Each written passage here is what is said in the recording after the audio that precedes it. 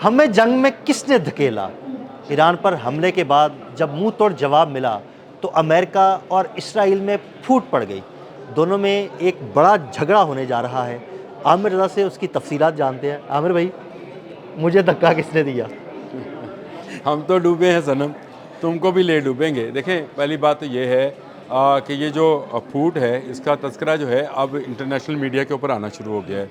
Reuters की आज एक बड़ी मज़े की स्टोरी है और उसने कहा कि जैसे जैसे ईरान की जंग लंबी होती जा रही है, ये इम्तहान बनती, इससे न test for Trump and Netanyahu, यानी ये उनके लिए इम्तहान बनती चली जाएगी।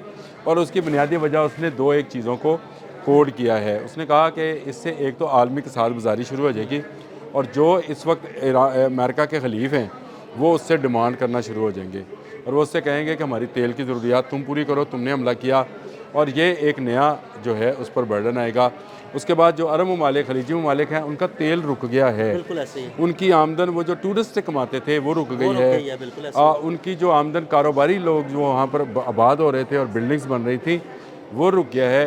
देखिए, जो सरमायाकार है ना, वो कभी कहते कच्चे पे हाथ नहीं पाँव नहीं डालता, यानी वो डूबने के लिए नहीं अपना सरमाया लगाता, वो कमाने के लिए लगाता है। तो सरमाया खलीजी ममालिक से उड़ना शुरू हो गया है। आमिर भाई, देखिए ना, उड़ेगा क्यों नहीं?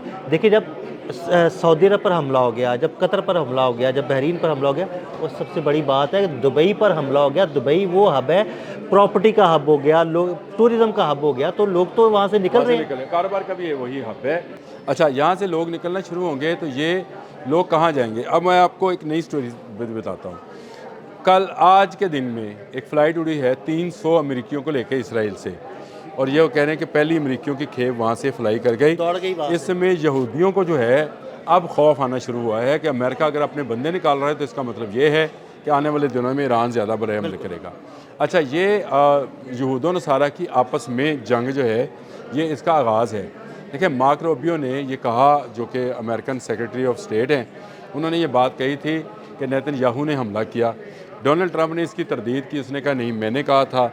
लेकिन आज राइटर्स की स्टोरी ये बता रही है कि दोनों बहुत शदीद दबाव का शिकार होते चले जा रहे हैं। अभी जंग को सिर्फ 5वां दिन है। वो दोनों इसलिए दबाव का शिकार होते जा रहे हैं। उनका ख्याल था कि ईरान पर हमला करेंगे, उनकी सीनियर क़यादत को मारेंगे और 2-4 घंटे में, एक आध दिन में ईरान को फतह कर लेंगे। ईरान तो डट गया। रजीम चेंज हो जाएगी और उसके बाद रजीम चेंज ना हो सके। हाँ जी। ये भी उस स्टोरी के अंदर शामिल है। लेकिन उस स्टोरी के अंदर ये चीज़ शामिल है कि आहिस्ता आहिस्ता अमेरिका में अमेरिकन का दबाव बढ़ना शुरू हो गया है। उसने कहा जब तेल की ये कीमतें बढ़ेंगी तो इसका असर अमेरिका पर जाएगा और अमेरिका में से जो पैसा निकल कर इस असले पर इस्तेमाल हो रहा है, जो कि दोस्त मुल्कों को भी दिया जाएगा। जिस तरह से आज डोनाल्ड ट्रंप ने ये कहा कि वो जितने आबने हुर्मुज़ से गुजरने वाले तेल बरदार जहाज़ हैं उनकी मैं इंश्योरेंस हम करेंगे। इंश्योरेंस हम करेंगे। तो इसका मतलब ये हुआ कि जो 1000 से $4000 तक खर्चा बढ़ जाएगा।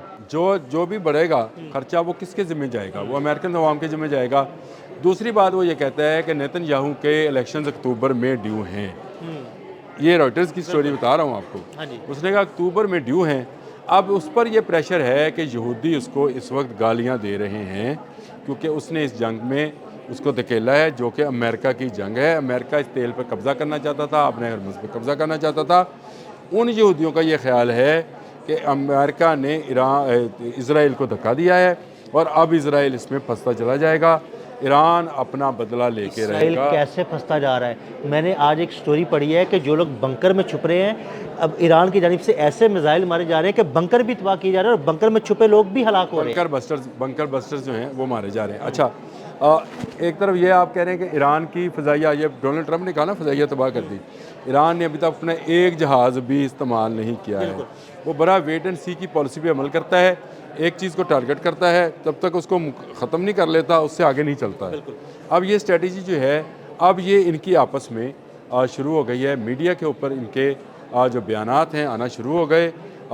इजरायली अखबारात जो हैं वो अमेरिका को कोस रहे हैं और कह रहे हैं कि अमेरिकन यहाँ से भाग रहे हैं हमें छोड़कर, और अमेरिकन कह रहे हैं कि इजराइल ने हमें इस जंग में धकेला, हमारा सारा पैसा जो है इसमें झोंक दिया जाएगा और हमारे जवानों की जो लाशें हैं वो हमारे तक आएंगी।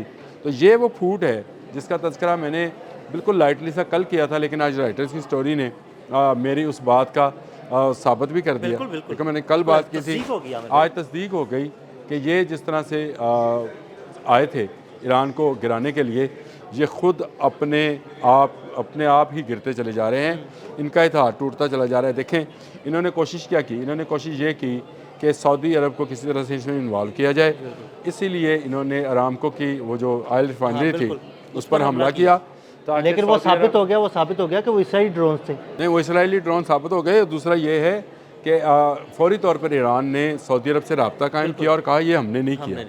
देखिए ये बड़ी बात होती है। ईरान ने जो किया उसने एडमिट किया, उसने एडमिट किया, जो नहीं किया उसने कह दिया कि उसने कहा मेरा हदफ सिर्फ अमेरिकी तनसीबात हैं, मेरा हदफ किसी और दूसरे मुल्क की कोई तनसीब नहीं है। इसके बाद सऊदी अरब अभी तक इस जंग में नहीं आया, कतर आने को तैयार नहीं है। कोशिश की कि सऊदी अरब जंग में इस वक्त 30% of LNG of the world रुकी पड़ी है आबने हुरमज़ में। LNG का सबसे बड़ा कारोबार कतरी करते हैं, कारोबार रुक गया। अब कतरी भी इस जंग में आने को तैयार नहीं है। वो कह रहे जी पहले हमारा नुकसान हुआ है, अब ये नुकसान भी अमेरिका भरे। कतरी आने को तैयार नहीं। कतरी की अल अदीद एयरबेस जो है उसको ईरान तबाह कर चुका है। इसका मतलब ये है कि वो कतर के जिस इलाके में चाहेगा वहाँ पर अपना बैलिस्टिक मिसाइल मारेगा। तो कतर भी इस मामले में अब नहीं आएगा। मुत्तहिदा अरब अमारात वाले तो बेचारे होटल के जो बेसमेंट, वो जो गाड़ियों खड़ी करने की पार्किंग है, वहाँ गद्दे बिछा के मैं आपको भेज देता हूँ, भेजूँ आपको, भेजिएगा, मैं वो लगाऊंगा। बिल्कुल वो आप लगाएं तस्वीर गद्दे। वो वैसे फिल्म है लेकिन आप फिल्म तो लगा नहीं सकते हैं। नहीं, मैं उसकी पिक्चर्स निकालूंगा, वीडियोस निकाल लें। और अल जजीरा की स्टोरी है, मेरी स्टोरी नहीं है वो भी, अल जजीरा की स्टोरी है। और गद्दे बिछाए जा रहे हैं कार पार्किंग में। और ये अरबपति खरबपति जो वहाँ पे होटलों में ऐशियाँ कर रहे थे, वो इस वक्त बेसमेंट में जाकर, और उसकी वजह ये है कि वहाँ इतनी अनसर्टेनिटी है, वहाँ के तमाम रोड्स दिन के वक्त भी कर्फ्यू का सा समा है, दुकानें बंद हैं, होटल्स बंद हैं। और ये जो उनका पाम जमीरा है उजड़ा पड़ा है, ये जो इनका बुर्ज खलीफा है उसके इर्द गिर्द कहते हैं एक परिंदा भी नज़र नहीं, इंसान तो दूर की बात। और ये वो बीचेस हैं जिन पर हर वक्त गोरे गोरियाँ लेटे रहते थे, और वहाँ पे भी अब कुछ नज़र नहीं आ रहा है। इसका मतलब है कि खौफ की एक जो है वो पूरी बन चुकी है वहाँ पे फ़िज़ा। और ईरान ने साबित किया है कि जहाँ जहाँ अमरीकी मौजूद हैं उनको वो नहीं छोड़ेगा। अब अमरीकियों का इनखला होना है, अमरीकियों का इनखला होना है तो ये समझे कि अरब ममालिक के लिए और नई मुसीबत खड़ी हो जाएगी, क्योंकि फिर अमरीका का इन ममालिक के लिए इंटरेस्ट भी ख़त्म हो जाएगा। ये साथ नहीं दे रहे हैं अमरीका का, ये पैसा नहीं लगा रहे हैं। अमेरिका अपने पैसे पे जंग लड़ रहा है, जो कि उसको आदत नहीं है। अपने पैसे पे जंग लड़ा है, और थोड़े दिनों की बात है, ये बिल्कुल रोने लग गया। और ये इसके जो इंटरसेप्टर्स हैं $4-4 मिलियन के, ये एक ड्रोन को गिराने के लिए लगे हुए हैं, जो कि पुरानी टेक्नोलॉजी का एक ड्रोन है शायद 36। यार वैसे बाबे में बड़ी मुज़ाहिका केस बात है।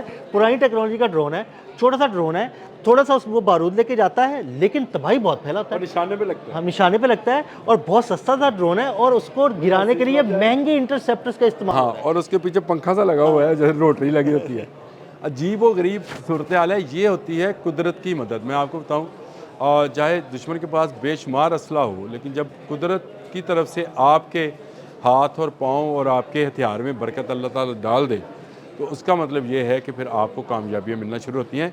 और ये कामयाबियाँ मिल रही हैं, और इसी से नेतन्याहू और डोनाल्ड ट्रंप जो हैं आप वो आमने सामने हैं। यानी एक तरफ नेतन्याहू की टीम जो है वो डोनाल्ड ट्रंप के ख़िलाफ़ बयान दे रही है, और दूसरी तरफ डोनाल्ड ट्रंप की टीम जो है वो नेतन्याहू। ज़ाहिर ये आपको दोनों एक नज़र आ रहे हैं, लेकिन रिफ्ट आहिस्ता आहिस्ता बढ़ती चली जा रही है, और ये रिफ्ट नीचे की तरफ शिफ्ट हो रही है। नीचे की तरफ शिफ्ट होने से मुराद ये है कि अवाम में जा रही है, और ये जो है दोनों की सियासत का जनाजा निकाल। बहुत शुक्रिया आमिर भाई ने बड़ी तफसील के साथ आपको इस फूड की कहानी बताई। अदील अहमद और आमिर रज़ा को इजाज़त दीजिएगा। अल्लाह हाफ़िज़।